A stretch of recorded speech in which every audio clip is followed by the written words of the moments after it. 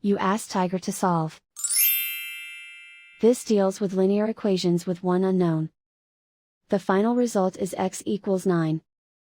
Let's solve it step by step. Group all constants on the right side of the equation. Add 1 to both sides. Simplify the arithmetic.